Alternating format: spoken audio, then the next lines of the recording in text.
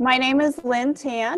I work mainly with our English-speaking youth and adults, and I'm so glad to bring to y'all today, in partnership with Light and Salt Organization and CCHC Herald Counseling Services, this very relevant workshop topic for today, recognizing and responding to anxiety in ourselves and others. Our speaker for today is Victor Chow, who also works with our English-speaking adults and families here at CCHC Herald Counseling. He is a licensed professional counselor who has a history of working in private practice and for a children's social service agency, psychiatric hospital, and managed healthcare. Victor has been married to his wife, Grace, for close to 20 years, and he has a teenage son and daughter, and an adopted 4-year-old dog child. He loves to cook and eat in his spare time. Let me go ahead and give the time over to Victor to start our workshop for today, recognizing and responding to anxiety in ourselves and others. Thank you very much, Lynn. Good morning, everyone.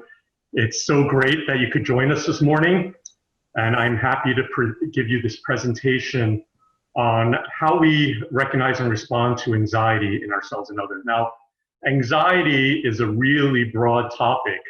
So what we'll be focusing on today is specifically anxiety as it occurs in a system.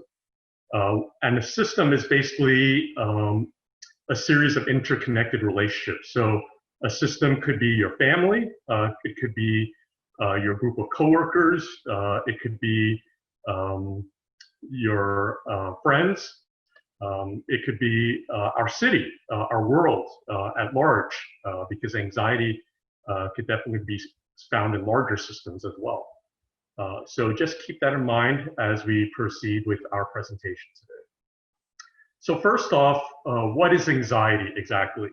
Now, I think everybody probably has a general sense of what anxiety is. You definitely feel it. Anxiety, like I said, is very broad, so it can refer to something you feel. You know, we say we feel anxious, but it's also a physiological and biochemical process as well.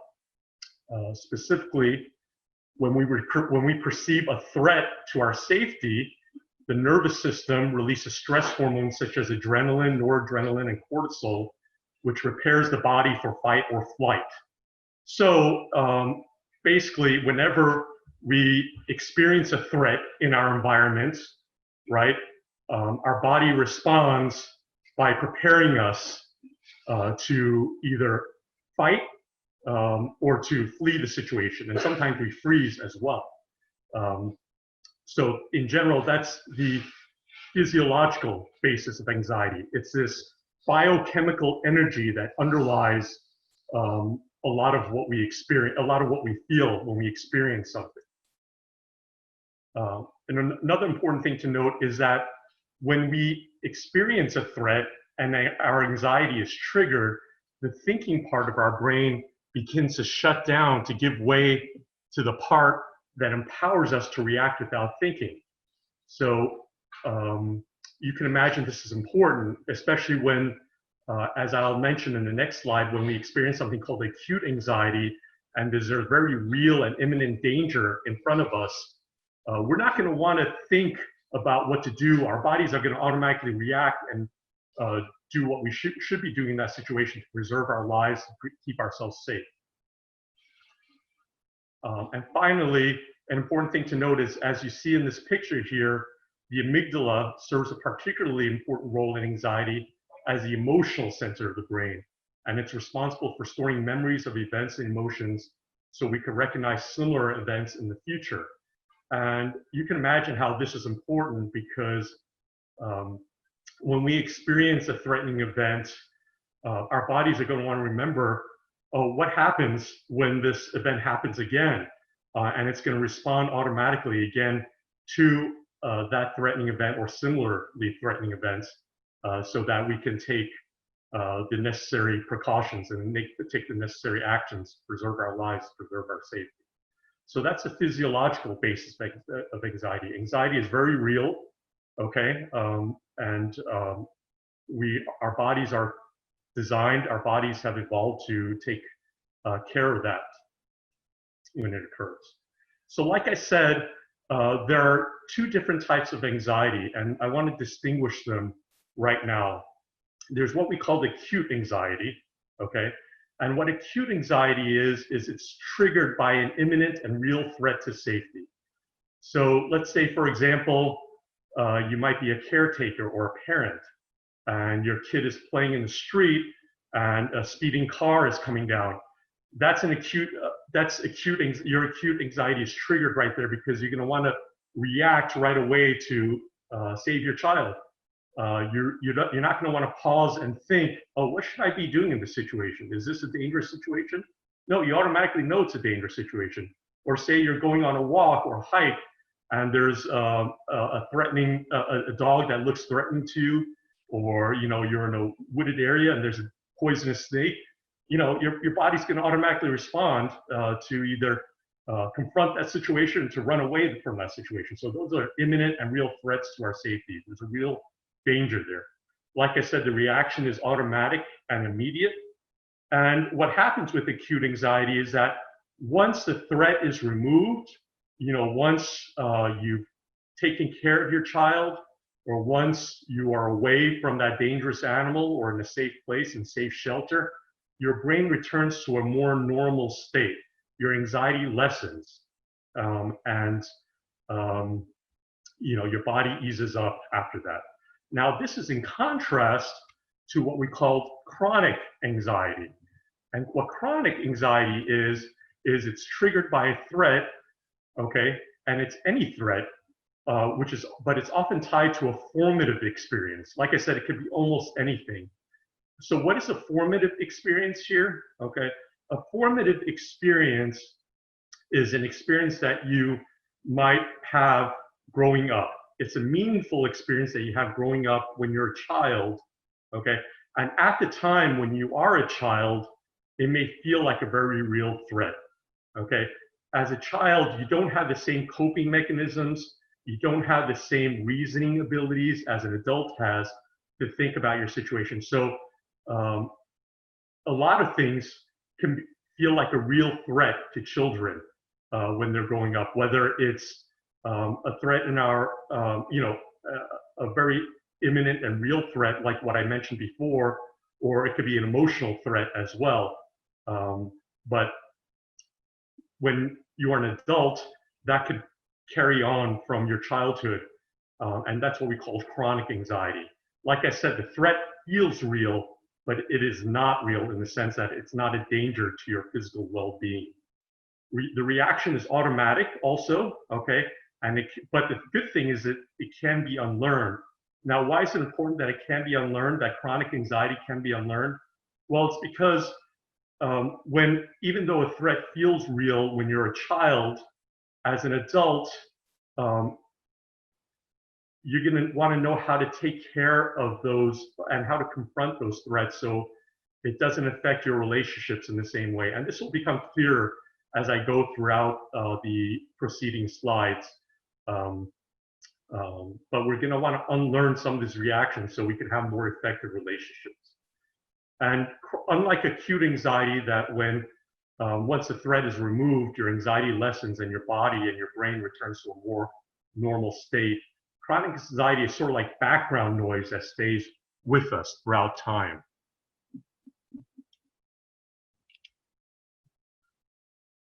An important note here is that, like you see on the bottom there, the untrained brain does not distinguish between them.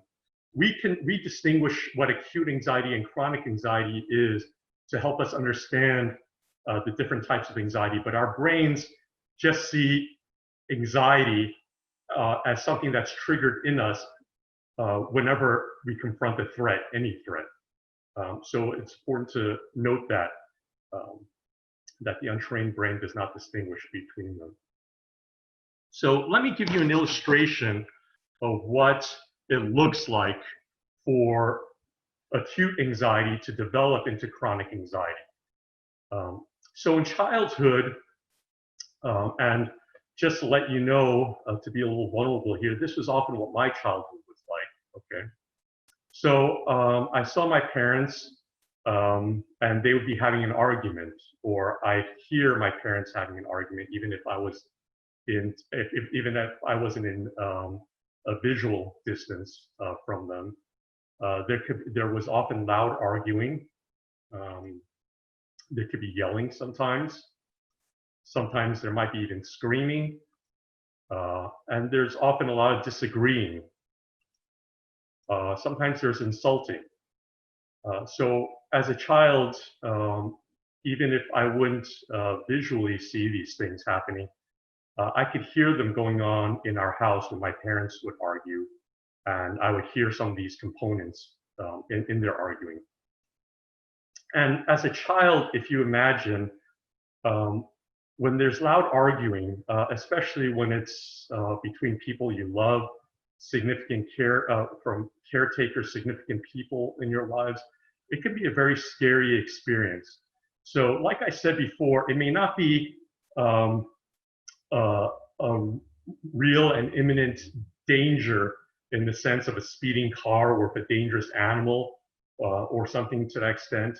But when there's loud arguing and elements of a conflictual circumstance, a child is going to perceive that as a really real threat. Their brains are going to perceive that as a real threat to them, and anxiety is going to pop up, and it's going to feel like a very real threat to their emotions, to their emotional safety. So anxiety is triggered there, and then when this anxiety is triggered, there's this automatic meaning-making process that occurs. As human beings, we interpret situations all the time. We make meaning of our experiences all the time. That's just what it is to be human.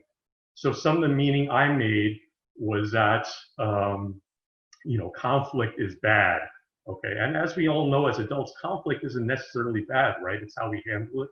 It's how we go about it. But because there's loud arguing, my parents were angry at each other. So conflict is bad. When you have conflict, there's going to be loud arguing. So that's some of the meaning I made. Disagreeing is bad.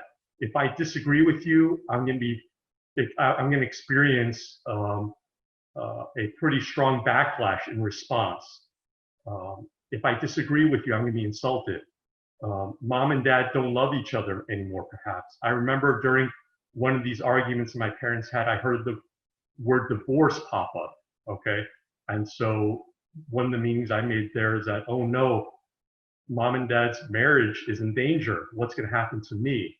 So if you can imagine as a child, that feels like a very real threat to safety.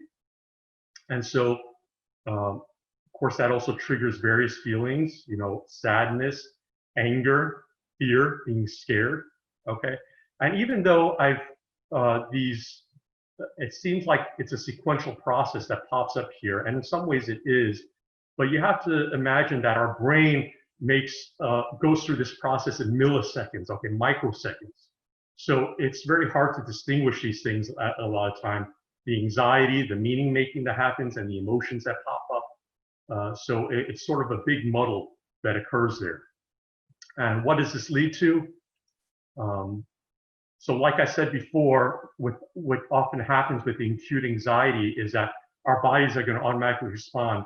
Well, as a child, of course, when there's loud arguing, like you see in this picture, I'm going to want to cover my ears, right?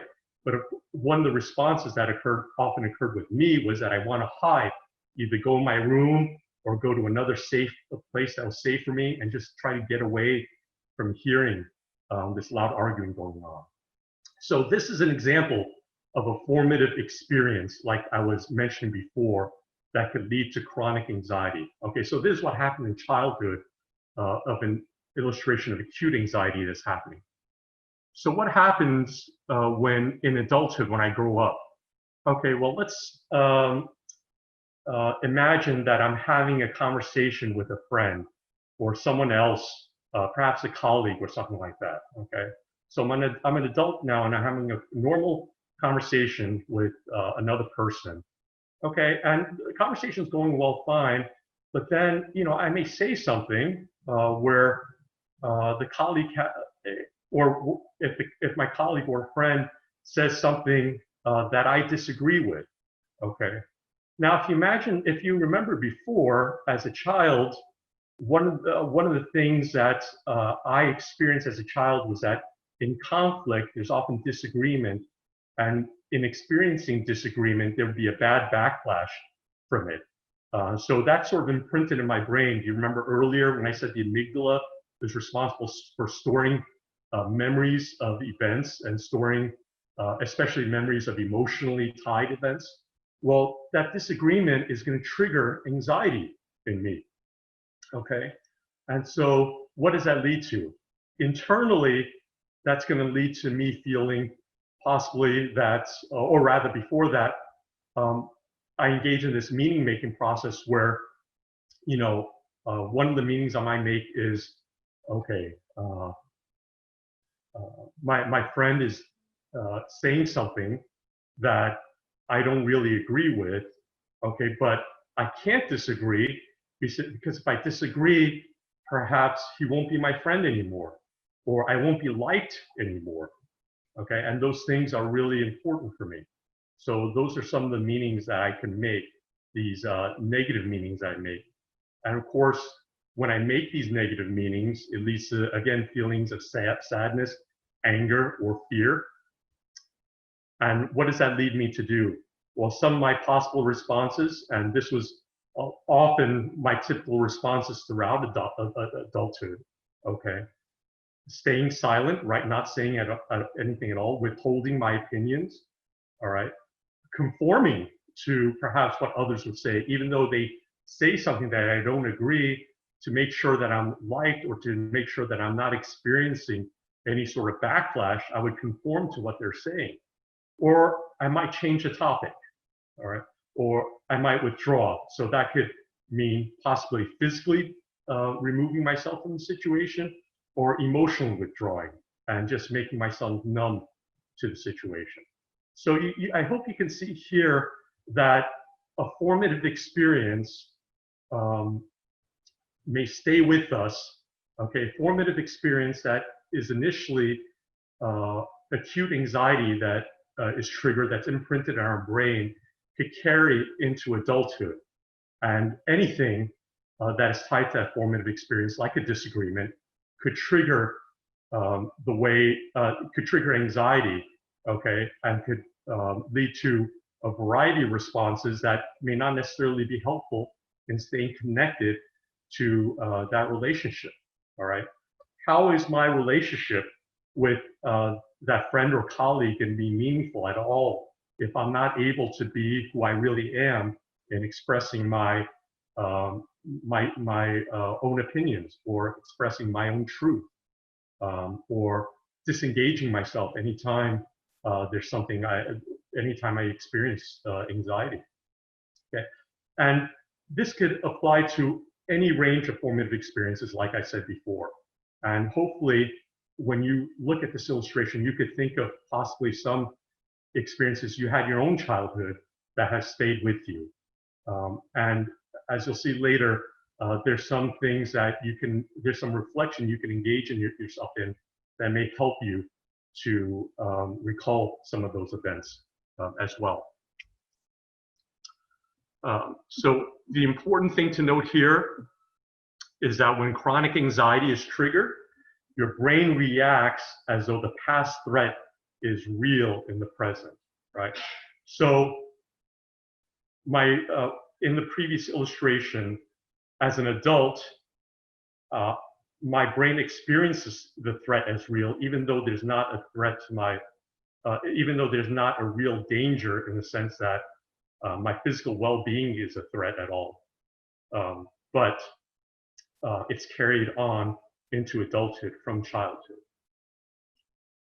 So how do we recognize anxiety then? Yeah. Of course, there are physical signs, and a lot of these may be familiar with you. When you feel anxious, when you know that your anxiety has been triggered in you, you may experience muscle tension, right? Your shoulders might tense up. You might notice that unconsciously that your hands ball up into a fist, okay? Your stomach might be tied up in knots. You might experience sweating. Your heart might be pounding. You feel your heart elevating. Your heart's racing. There might be trembling and shaking. You might have shortness of breath. You might have a headache or nausea or abdominal distress. And you might experience dizziness. What are some emotional signs? Now, it's generally believed that of all the emotions we can experience, they could be generally narrowed down to 4 categories: being mad, sad, glad, or scared. That's an easy way to remember it. Are you feeling mad, sad, glad, or scared? And a lot of different emotions in varying intensities, and can be tied down to that. And all I did here was list a bunch of synonyms, and like I said, emotions of various intensities under each of those feelings. I'm not going to mention each one, okay, but you could just see them here. And this is not an exhaustive list. You could think of other emotions that could probably fit in each of those categories. Okay, but this is all to just let you be aware that when you're experiencing particularly any emotions that are unpleasant, okay, that it may be a sign that there's underlying anxiety there. Now, you'll notice there's no emotions under gladness, because when we are feeling gladness, when we're feeling a sense of euphoria, it's often the case that anxiety hasn't been triggered there, right? Those are pleasant feelings. And I also just want to make a note that emotions are not good or bad. They just are. It's something we all experience as human beings. So I don't want you to think of negative emotions as being a bad thing. They're unpleasant, of course, but they're not bad. In fact, they're a good signpost to tell us that something is going on inside of us. So that's all I'll say in terms of emotional signs. Now, what are the behavioral signs? Now, these are things that we can see, right, and that we can observe. Perhaps not necessarily in the moment, but in hindsight, we could observe those are the things that we do. Those are things that perhaps other people do that may indicate that they're experiencing anxiety. And like I said in the beginning of our presentation, we're focusing on how does anxiety mainly manifest itself in interpersonal relationships. So their behavior within relationships, you'll notice conflict, distancing, overfunctioning or underfunctioning, and projecting, and also known as triangling. Okay. And I am going to go into more details what each of these concepts are in the next few slides there, because some of them may sound familiar, but they may also be new to you. And just as a note here, that there are other psychological and behavioral symptoms that may indicate that you might be suffering from an anxiety disorder. But like I said, those will not be covered here for lack of time. You could have an entire presentation just based on that we don't have time to cover. But also say that there's a whole class of anxiety disorders in the Diagnostic Statistical Manual for Psychiatric Disorders. You could Google that, but if you might be experiencing any sort of intense anxiety that prevents you from being in relationships or severely impacts your social functioning, your work functioning, your individual functioning, it may be time to seek professional help in that regard. So like I said, how do we typically respond to anxiety in relationships? So here we have conflict, okay?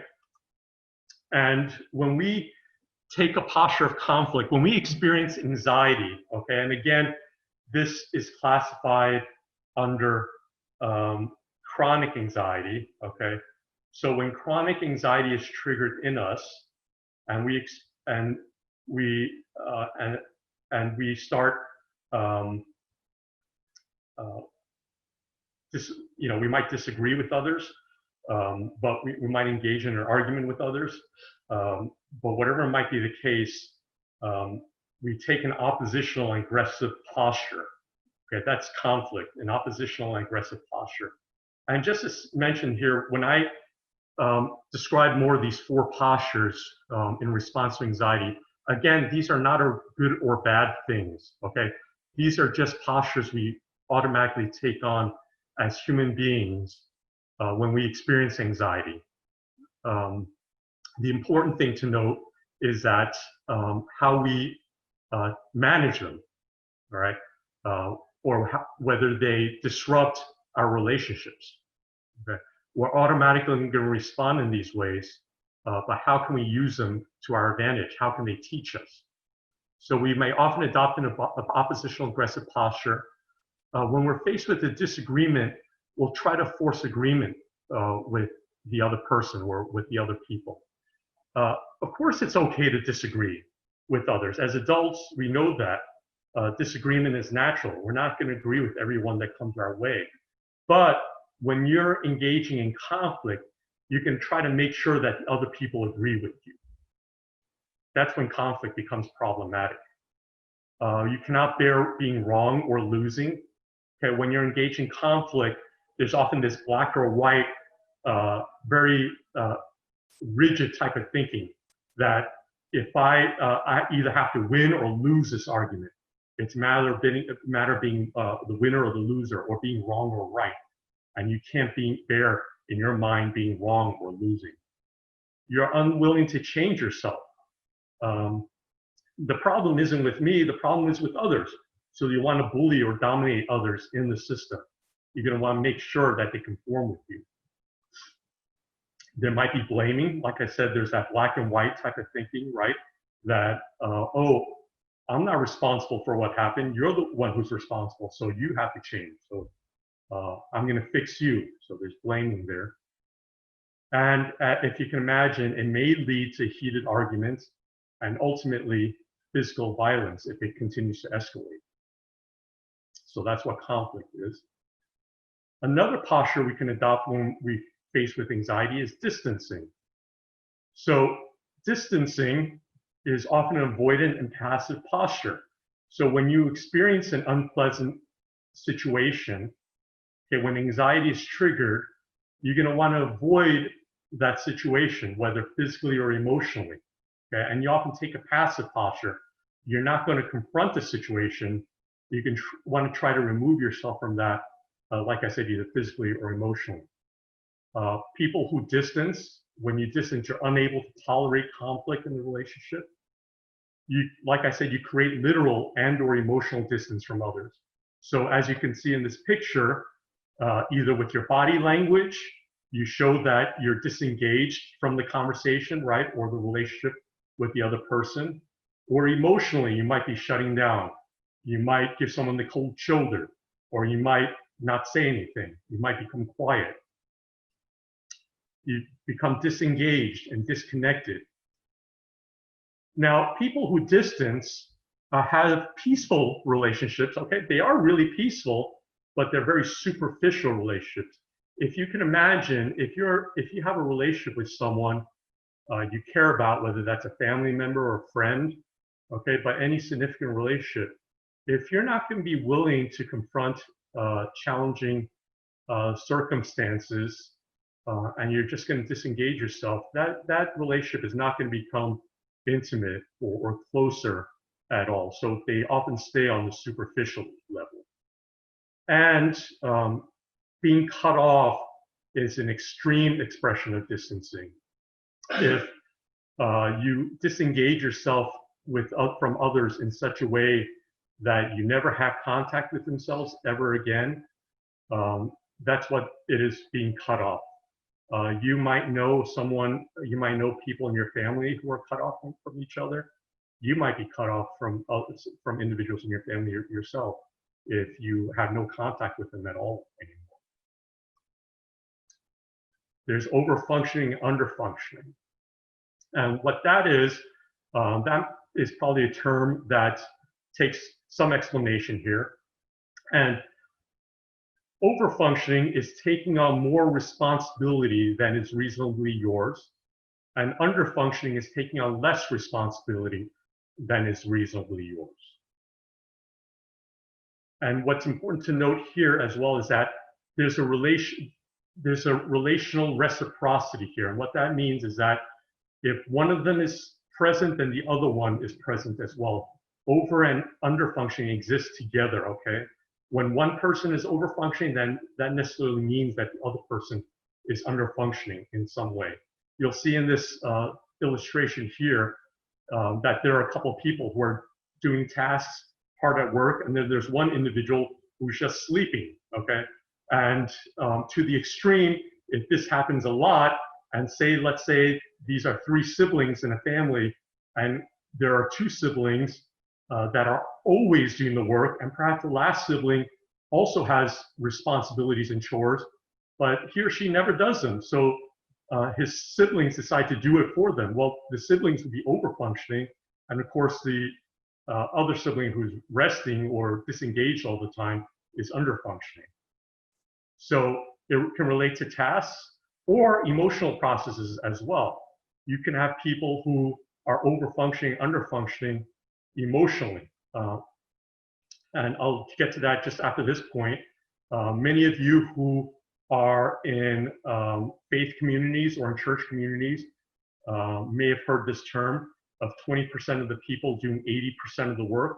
Now that tells you that you're in a situation where in the system, in that particular system you're in, there's a lot of over-functioning, under-functioning going on. When emotional under-functioning happens, when emotional over or under-functioning occurs, it means taking responsibility for the feelings of others, which is over-functioning, or refusing to take responsibility of your own feeling, okay?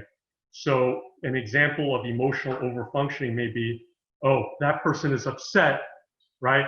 And it's my job to make sure they're not upset, to please them. People who are people pleasers are over-functioning in that sense. On the other hand, when you're over-functioning emotionally, you may take on the role of as a victim, okay? The other person, the other people are the ones who are making me feel this way. I'm not the one who's responsible for my feelings and the way I feel, okay? The other people are, and they need to change to fix that. And finally, the 4th posture that we can take on when we're faced with anxiety in a system is projecting, also known as triangling. Okay, and it occurs when 2 people experience anxiety and one of those individuals or both offload the anxiety to a third person. So projecting is sort of just a fancy way of saying when you offload your anxiety somewhere else, right, to a third person. So in this illustration here, okay, you notice that there are 2 people who are arguing, perhaps parents or caretakers, and they offload their anxiety to a child. Okay, so that's a very common illustration or example of triangling that occurs in the family system when a child is caught in the middle of parental conflict. It takes many different forms. It's extremely common and generally at work alongside the 3 previous postures. So right here, you'll see that triangling or projecting is occurring in the middle of conflict with the previous posture right there. And it could occur with over and under functioning, and it could occur with distancing as well. It's turning to a third party rather than dealing with your problems directly. So instead of confronting your own anxiety, you feel like I said, you have to offload it to another person, another individual, to feel better yourself. It may involve having others resolve your arguments, right? It can be children being caught in the middle of parental anxiety. It can mean venting to others. And gossiping is a form of triangling as well. And once again, I just want to emphasize that projecting and triangling is not necessarily a bad thing.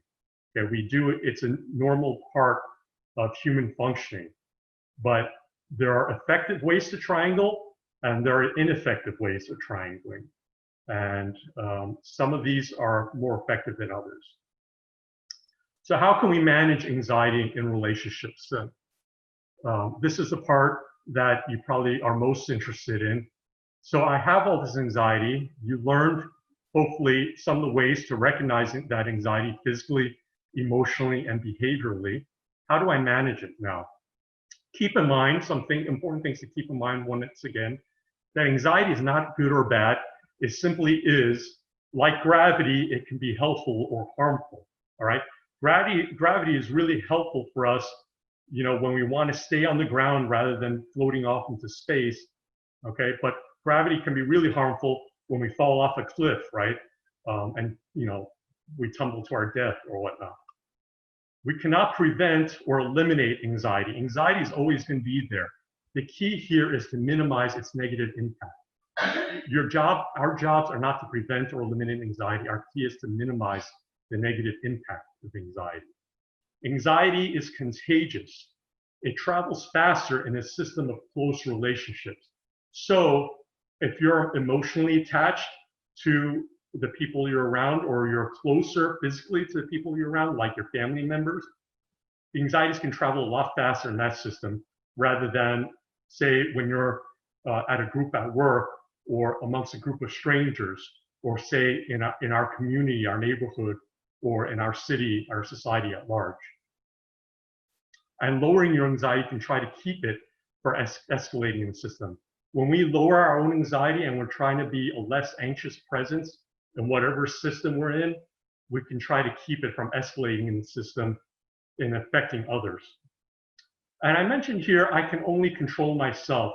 And that's a mantra that I often repeat to myself whenever I experience anxiety, because I have to say, even though I've been doing this work on myself a lot, okay, in terms of managing anxiety, I still have control issues. I have 2 teenage kids. Sometimes they say things I disagree with, or they do things that I don't like, and I'm going to want to control them. I'm going to want to do whatever I can to make sure they don't do that again. But I have to remember to myself that I can only control myself, and there's only so much I can do to influence their decision making, but ultimately they're also responsible for the decisions they make. So I tell myself, I can only control myself. I'm not responsible for what they do to a certain extent. And finally, it requires a lifetime of learning and practice. I want to acknowledge here that when we're doing this work here, there might be an experience of shame and guilt for what you're feeling, okay? And that's not what I'm here to do when I'm presenting this material here for you. There's no judgment or condemnation when I'm talking to you about all this stuff. We're human beings. We're not perfect. We all experience anxiety, and we all have reacted to anxiety in ways that have not been effective and that might have been harmful to others or to ourselves in a lot of ways, okay? So that's not the job here. So try to be gracious to yourself and be forgiving to yourself in what's bringing on those feelings on you, okay? All to say that managing anxiety is going to take a lifetime of learning practice. You're not going, after this presentation, hopefully no one is thinking that all their relationship problems are going to be all better overnight. No, it takes a lot of initiative on your part and a lot of work to continue to learn and to practice being a different way in relationships. So in general, in terms of managing anxiety, whether in a relationship or for your personal life, these are some strategies that you're probably already aware of that could be helpful for you for general well-being. Consistent exercise, good sleep hygiene, okay? Getting enough sleep every night. Healthy eating habits, right? So not regularly having meals, nutritious meals, well-balanced meals, not eating a whole lot of junk, okay? Hobbies, it's important to have hobbies and things you do in your free time and recreation so you can relieve some of that stress and do something enjoyable. And limiting alcohol and stimulants. So stimulants such as caffeine, if you can imagine, caffeine is a substance as well as other stimulants like an energy drinks to help you get amped up, right? And that can only increase your anxiety as well. So limiting that can all help there. Well, what can you do in the moment? Okay, so say you're in a situation with another person, all right? and you're experiencing anxiety, whatever it is that's triggered that. So what can you do in the moment there? Well, one important thing to do is to breathe. When we become anxious, it's very easy to forget, even though breathing is an automatic thing, to control our breathing. So one simple strategy is to inhale for 5 seconds and to exhale for 5 seconds. And of course, if you Google this, there are a lot of other similar breathing techniques you could read from looking that up, but that's just one example there. Noticing your bodily sensations, like you saw earlier in one of the slides about the physical signs of anxiety, it's important to be aware of, hey, what is happening in my body? Perhaps it's an indication to me that I'm feeling anxious. And being aware of your anxiety is a first step in getting used to being aware of it so you can manage it better as well. Identifying and naming your feelings. When you're feeling a certain emotion, hey, like whether you're really angry or you're feeling downcast and sad or you're feeling scared, if in your mind, at least in that moment, you can name that and put it to words, that can be really powerful in just doing that, into alleviating some of those feelings. Or perhaps even mentioning it to the other person, hey, I'm feeling this right now. Perhaps I need to take a break, which leads me to my next point. If you feel like if you're overwhelmed or you just can't talk at that point in time, you ask for a timeout and resume dialogue when you're calmer. Remember one of the earliest slides I mentioned there? Remember earliest slides I mentioned in my presentation, that when you start experiencing anxiety, that the thinking part of your brain begins to shut down, and the part that is responsible for fight or flight and reacting without thinking kicks into overdrive. Well, when we're experiencing anxiety, right, it's going to be hard to think meaningfully in that situation about what to say when perhaps you're having a contentious conversation with someone else, and you're afraid you're going to say something that you'll regret. It might be time to ask for a timeout then. So when you are calmer, when your brain has sort of had time to go back to a normal state and you relax a little bit, you could go back to the conversation and respond in a more meaningful way, so you don't say things that you end up regretting or elevating the anxiety in that particular relationship. Using effective communication skills. Now, I can't talk about this at length because, again, this will take a whole entire another presentation. But when you learn effective communication skills, that could go a long way in lessening your own anxiety as well as alleviating the anxiety in whatever system you find yourself in. So active listening is a really effective part of communication. And what active listening is when you really seek to understand what the other person is saying, okay? You really seek to understand the other person's point of view, even if they say something you don't agree with, even if they say something that offends you, but you still, from a point of non-judgment, seek to understand what they're saying. That's what active listening is. And you reflect back to them. Okay, so I hear you're saying this. Can you tell me if what I'm saying is correct, or if I'm saying what you're saying is correct, et cetera, et cetera. Part of effective communication skills is using I language as well. Many of you who have perhaps gone to some sort of relationship workshop might have heard about using I language. When you're having a disagreement with your spouse or something like that, or if someone else has hurt you in some way, you express yourself by saying, I felt hurt when you forgot my birthday, perhaps, okay? Or I felt neglected when you forgot our anniversary and didn't plan anything for our anniversary. So you use I language instead of saying, you're such an inconsiderate fool for forgetting, my birthday. You're such an inconsiderate fool for forgetting our anniversary. So using I language can really help to um, communicate, to the other person that, this relationship matters to me. And another point I want to bring up about active listening is that when we seek to understand what the other person is happening, it helps us get the frontal parts of our brain, which are responsible for our thinking processes and higher thought process and executive decision making, start working again, instead of our bodies just reacting. And once our brains can start doing that, it'll lower our anxiety as well. Long term, what can you do?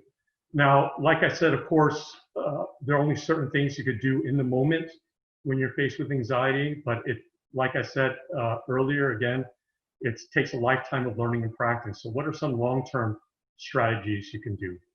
First of all, identifying and clarifying your values. These are some questions you can ask yourself, and you might think of other questions you ask yourself. How do I want to be in relationships? Okay. Now, this is key.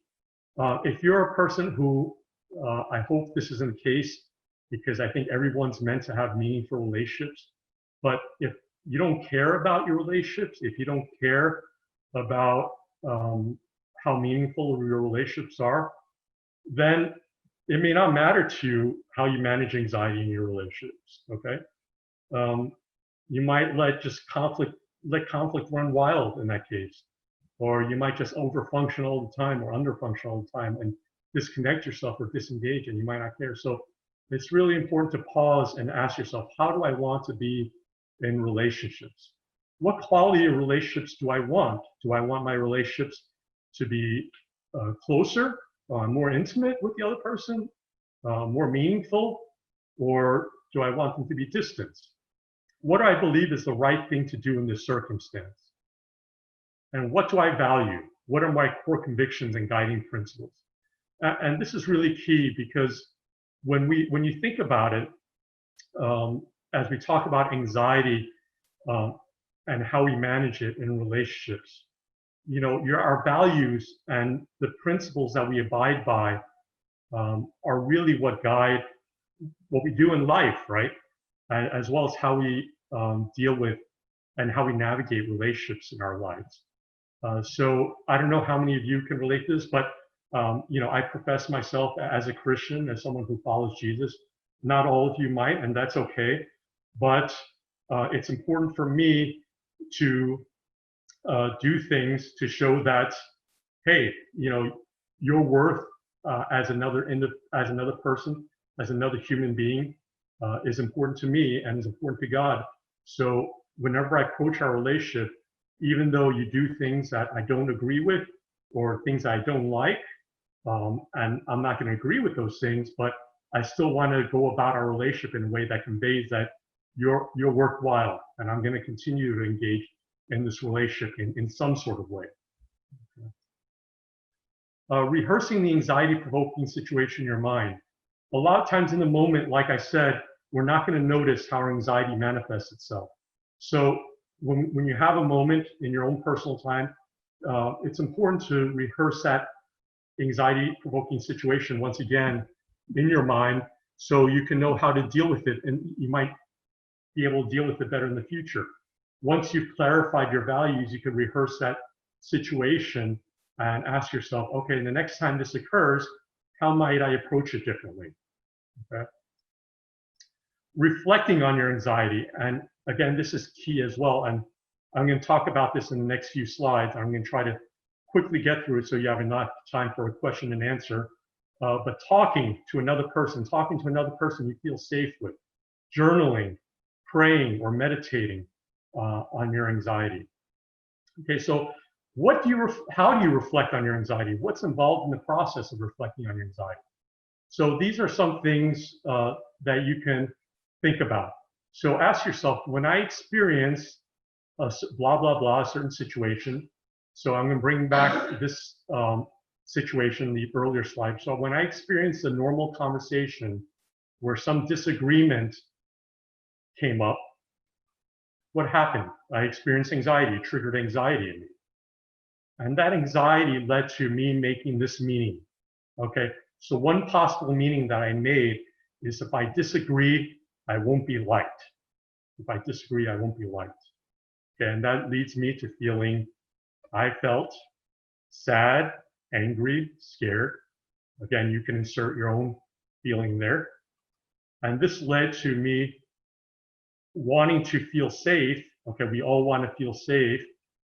We all want to alleviate anxiety. In order to feel safe or alleviate anxiety, I responded by staying silent, withholding my opinion, conforming to what was said, even though I don't agree, changing the topic, or withdrawing. Okay?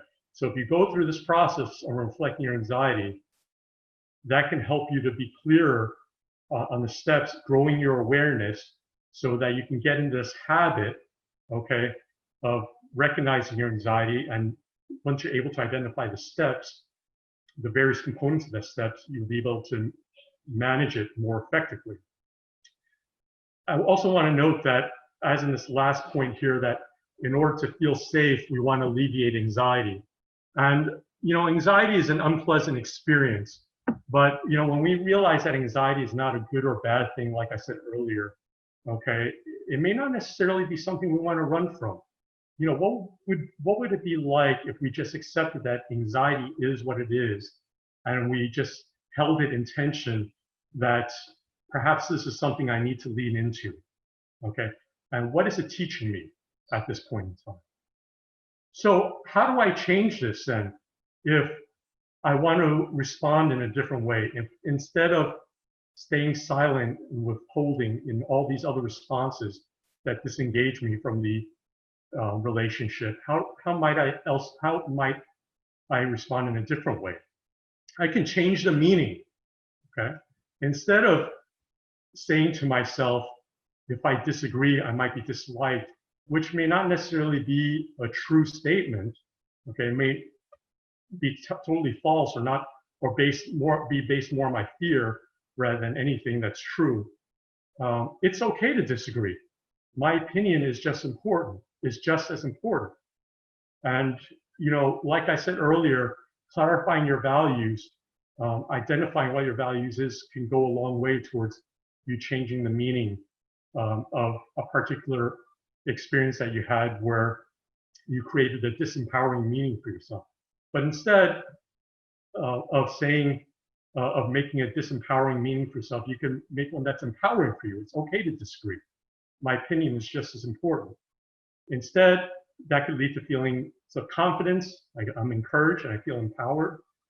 And it'll lead to a very different response. If I make a meaning like this and I have these empowering feelings, I'll act instead according to my values and say what is so for me, and I'll want to engage and stay connected to that relationship.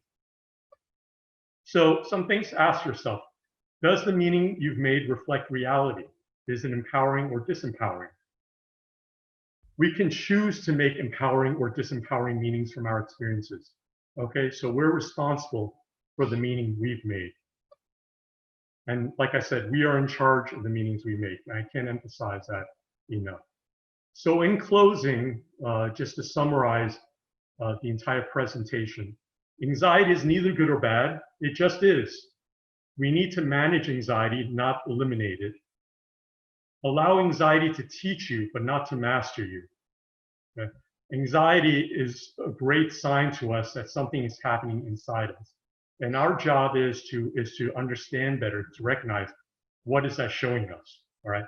But if we allow anxiety to dictate our every response, okay, then we're going to become slaves to that. And honestly, I think we're going to have pretty miserable lives if anxiety is dictating us.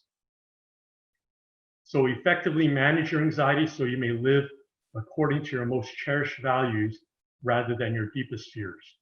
We want to live according to our values and our guiding principles as human beings.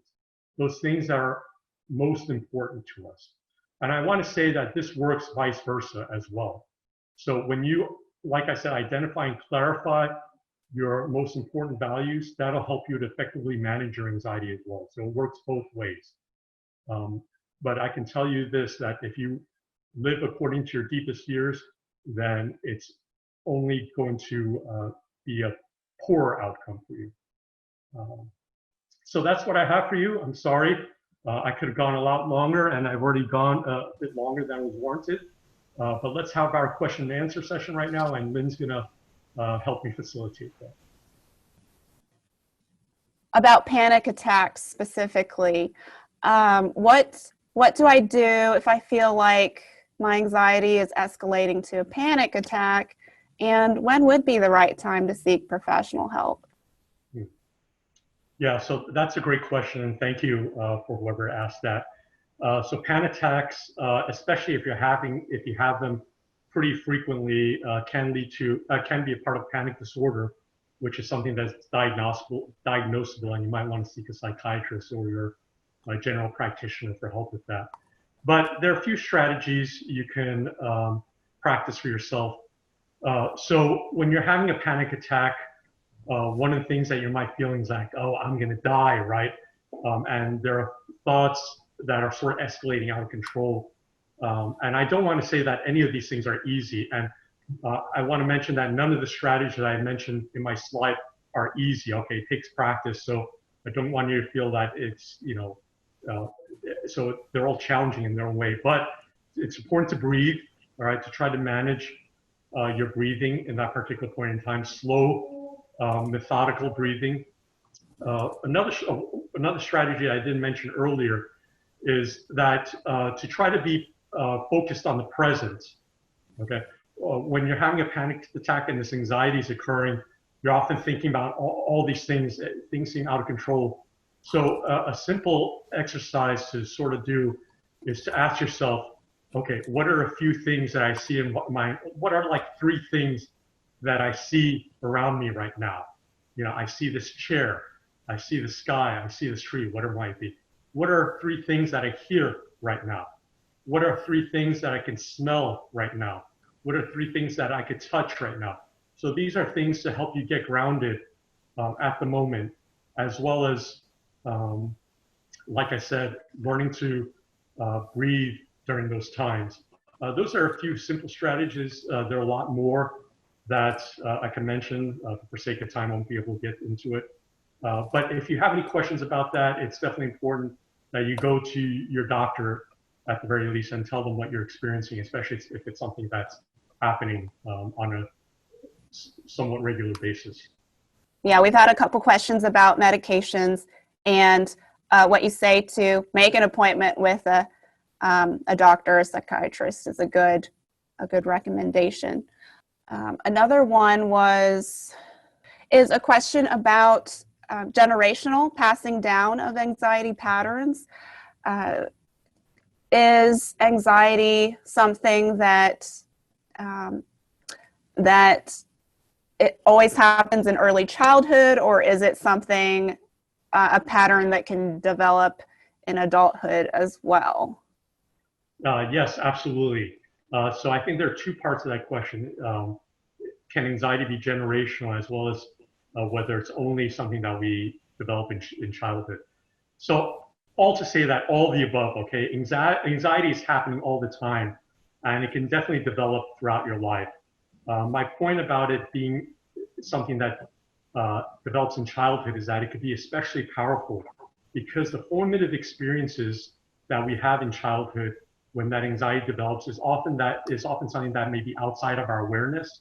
So when we're not aware of it, it can affect us in ways, again, that we're not aware of, and it can be hard to manage it in that case.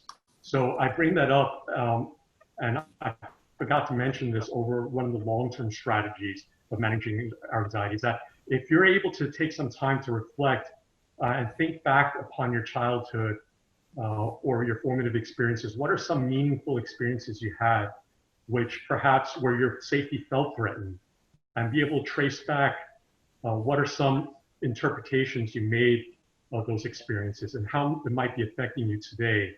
Okay, that could go a long way in helping you manage your anxiety. But yes, anxiety definitely develops throughout our lives. Anxiety is generational as well, for sure. Okay, if you look at your own family system and perhaps the way your parents related to their parents, you can it'll slowly start to emerge that there are these same patterns that are present with your parents and between your parents and grandparents as they are between you and your parents, and that might be there between you and your children, unless you put an end to that cycle, or unless you manage that cycle, I should say. Okay. Like I said, anxiety is not something to be eliminated, it's to be managed. So yeah, that can definitely help. That's great. Sounds like there's a lot of hope there that these cycles can be broken with time and practicing skills, because so many of these skills, this workshop even was not available to our parents or even generations past. Okay, how do we respond properly to, you mentioned the confrontational type of behavior. If someone is confrontational. Okay, Lynn, I'm sorry you cut out there, but I heard everything before confrontational. So how do we respond to confrontational situations? Like if they're acting out, it sounds like maybe the more aggressive type. Okay, yeah. So I want to take note here that it's important to recognize the type of confrontation you're experiencing, right?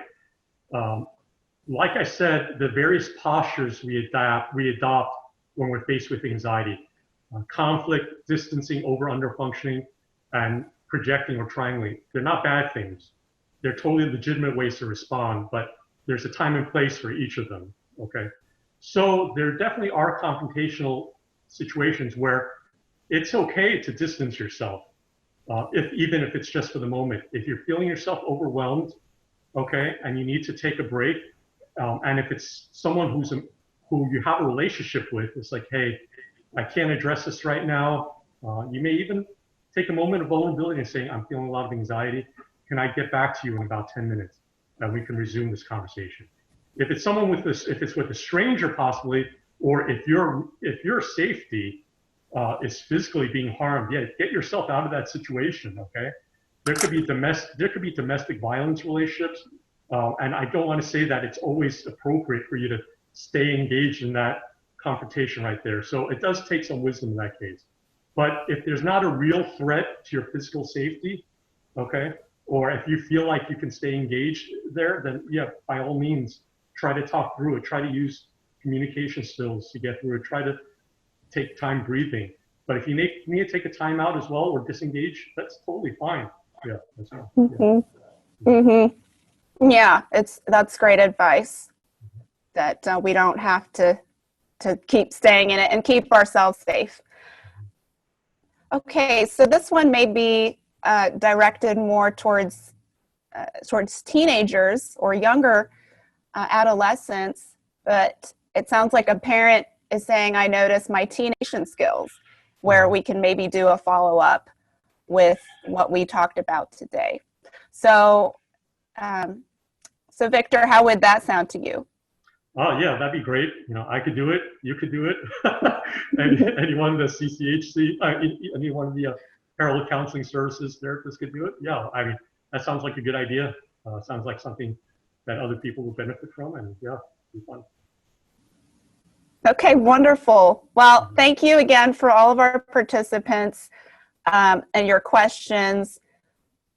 I think that this workshop has just been such a great opportunity, Victor. So thank you very much for sharing your knowledge with us today. And just want to mention again, I put up this slide here that shows us where Herald Counseling Services is located, down on the Bel Air, Chinatown area. Herald Counseling Services, you could go to this website here. And email tinac2009@gmail.com. Again, if you want to get on the Herald Counseling Services email list, as well as so we can forward you a link to have access to this PowerPoint. And I think I saw a question earlier too, where's the link to the recording of this presentation? And that will be on the Herald Counseling Services website as well, from what I understand. Yes, that's correct. That's cchchouston.org, which is right there on the slide. So yes, for those who sent their email to Tina in the chat, we have that. But you can also just email her directly if you want a copy of the slides. And finally, we'll have the video recording of Victor's wonderful presentation today up on our website. Look for it by the end of next week. I think we should have it up there for anyone who wants to share. All right. Thank you all very much.